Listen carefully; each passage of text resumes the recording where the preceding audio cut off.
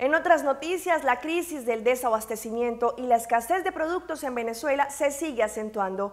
Una reconocida humorista grabó un video que muestra las dificultades para conseguir alimentos o elementos de primera necesidad. Este es un reporte de Beatriz Adrián desde Caracas. Vendedores y consumidores en Venezuela manifiestan altos índices de estrés debido a que los productos regulados se consiguen muy pocos y los que están en las vitrinas tienen precios elevados por la alta inflación que hay en el país.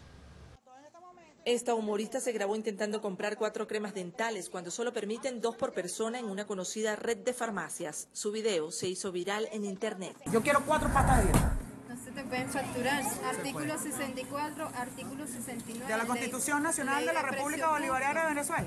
¿Qué sé yo? Para la grabación, por favor. No. En este video puso de manifiesto lo que viven consumidores que tienen tiempo esperando por un producto y lo consiguen. Y también las agresiones de las que son víctimas los empleados de mercados y farmacias. Las madres que salieron a comprar una leche maternizada, que no había. Esta semana ya comenzó a llegar. ¿A quién le trasladas eso? Al sector comercio. Entonces yo que estoy sentada en una máquina fiscal tratando de vender y no te puedo vender más de 2, porque además estoy limitada y porque además el sistema me lo limita. En las calles los comercios están vacíos y la mercancía es escasa. Este par de zapatos de una marca producida en el país cuesta más que un sueldo mínimo mensual. Los comerciantes y productores no tienen acceso a los dólares preferenciales. ¿Sueldo mínimo se permite comprar un zapato? Ni la mitad de un par de zapatos.